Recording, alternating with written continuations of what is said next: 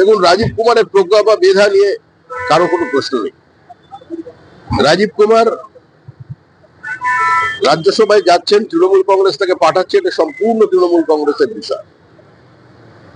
কিন্তু রাজীব কুমারের মতো একজন মেধা সম্পন্ন ব্যক্তি, আইনজ্ঞ, আপরাইট পুলিশ অফিসার, যখন তিনি সব জেনেও দায়িত্ব নিয়ে মুখ্যমন্ত্রীর প্রতি আনুগত্য জানাতে ইডির কাছ থেকে ফাইল ছিনতাই অংশগ্রহণ করেছিলেন, তো তার পুরস্কার তো পাবেনই, তিনি সেটা পেয়েছেন।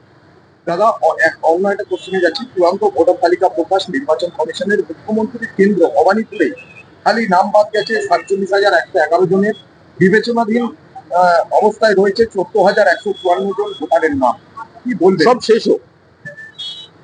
অনৈতিক ভাবে কিংবা একটা পলিটিক্যাল ভেন্ডেটা নিয়ে তো কেউ নির্বাচন কমিশন কাজ করছে না, যেটা করছে তৃণমূল কংগ্রেস, যারা আক্রমণ করছে, পুরো ব্যবস্থাটাকে ধ্বংস করার চেষ্টা করছে এবং চালিয়ে যাচ্ছে, যাদের কারণে আজকে রাজ্যের মুখ পুড়েছে। সুপ্রিম কোর্টের রায়ে এটা বোঝা গেছে যে সুপ্রিম কোর্টের এ রাজ্যের প্রশাসনের উপরে কোনো আস্থা নেই, কারণ প্রশাসনের রাজনীতিকরণ সম্পূর্ণ। যেভাবে ডিএমরা, যেভাবে ডব্লিউবিসিএস অফিসাররা এ রাজ্যে আচরণ করেছে, এর ফল তাদের পেতে হবে। আপনার এই উত্তরবঙ্গ যাত্রা বাগডোগরায় যাবেন? না, আমাদের তো পরিবর্তন যাত্রা শুরু হয়েছে। আমাদের সর্বভারতীয় সভাপতি নীতিন নবীন কালকে পৌঁছচ্ছেন, কুচবিহার যাবেন, তার শপথ সঙ্গী হিসেবে আমি থাকবো। কালকে আমাদের মিটিং এর পর কুচবিহারে, শিলিগুড়িতে বেশ কিছু মানুষের সঙ্গে তিনি দফায় দফায় বৈঠক করবেন, সে কারণেই যাওয়া। দেখুন, এখনই আমাদের বলার কিছু নেই। আমরা আগেও বলেছি, নো এসআইআর নো ভোট।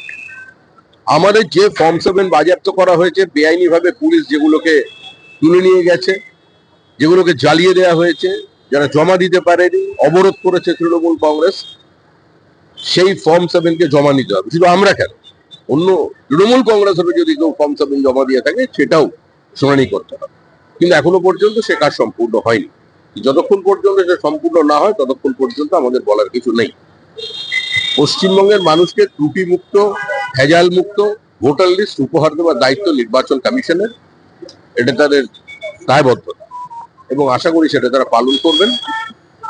আমরা আস্থা রাখছি এখনো তাদের উপরে যে তারা এই কাজটি সম্পূর্ণ করতে পারবে। কিন্তু আবার বলছি, জ্ঞানেশ কুমার সাহেবের পশ্চিমবঙ্গে আসার প্রয়োজন আছে। কিভাবে এসআইআর চলছে 12টি রাজ্যে এবং পশ্চিমবঙ্গের সঙ্গে সেগুলো ব্যতিক্রম কোথায়, সেটা তাকে দেখতে হবে।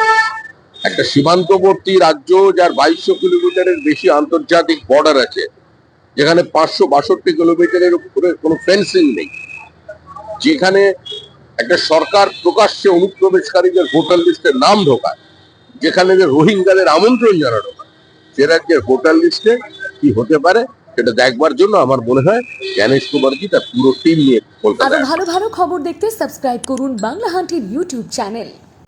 বাংলা হান্টের আরো খবর দেখতে নজর রাখুন। বাংলা খবর মানেই বাংলা হান্ট।